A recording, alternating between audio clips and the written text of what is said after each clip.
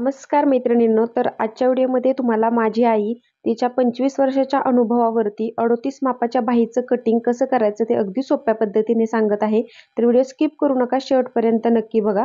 तर इथे बघा, तिने पेपर फोल्ड करून घेतलेला आहे 9.5 इंचावरती. तर 38 मापासाठी तुम्ही बाहीची घडी आहे ती 9.5 इंचावरती टाकायची आहे. आणि आता इथे एक्स्ट्राचा पेपर आहे तो इथे आपण कट करून घेऊया. तर इथे बघा, आता या पद्धतीने आपण पेपर कट करून घेतलेला आहे 9.5 इंचावरती. ते बघू शकता, 38 मापासाठी 9.5 इंचावरती बाहीची घडी टाकलेली आहे. आणि आता बाहीची उंची आहे 10 इंच, तर त्याच्यात 1 इंच प्लस करायचं आहे उंचीमध्ये. आणि 11 इंचावरती आपल्याला उंचीचं मार्किंग टाकून घ्यायचं आहे. बघू शकता या पद्धतीने 11 इंचावरती ते मार्किंग करून घेतलं. आणि त्याची सरळ रेषा आहे ती आता आखून घ्यायची आहे. तर आतापर्यंत तुम्ही भरपूर व्हिडिओ पाहिले असतील, पण या पद्धतीने अगदी सोपी पद्धत आहे बाही कटिंगची. कधीच तुमची बाही चुकणार नाही. नक्की या पद्धतीने बाही कट करून बघा मैत्रिणींनो. तर इथे बघा, कॅप हाईट तिने 3.5 इंचावरती घेतलेली आहे तिच्या अनुभवावरती. एकदम परफेक्ट येणार आहे. बघू शकता, 3.5 इंचावरती कॅप हाईट टाकलेली आहे.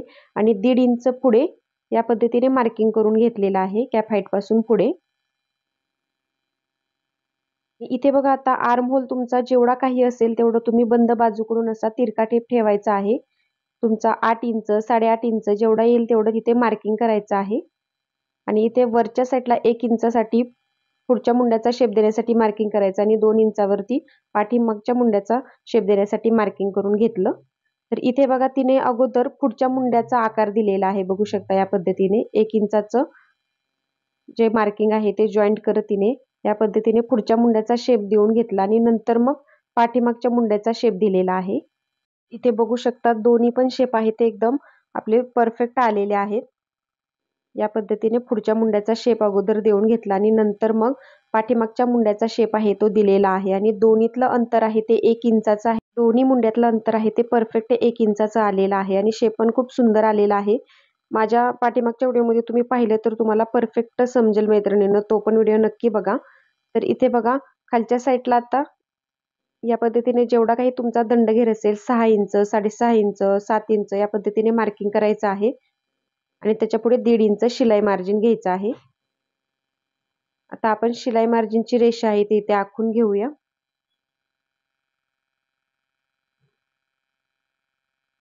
या पद्धतीने शिलाई मार्जिनची रेषा आहे ती व्यवस्थित आखून घ्यायची आहे. तर एकदम परफेक्ट बाही बसते मैत्रिणींनो. बाहीचा आकार पण तुम्ही बघू शकता. आकार द्यायची पद्धत पण खूप सोपी आहे. आतापर्यंत तुम्ही जेवढ्या बाही कटिंग बघितल्या असतील आणि बाहीला जर तुमच्या कुठे गोल चुन्या वगैरे येत असतील तर नक्की या पद्धतीने बाही कटिंग करून बघा आणि नंतर कमेंटमध्ये सांगा. एवढी सुंदर आणि परफेक्ट बाही बसते. तर इथे बघा, पाठीमागचा मुंडा आहे तो कट करून घेतलेला आहे. आणि आता बाही सरळ करायची आहे आणि नंतर मग पुढचा मुंड्याचा शेप आहे तो कट करायचा आहे.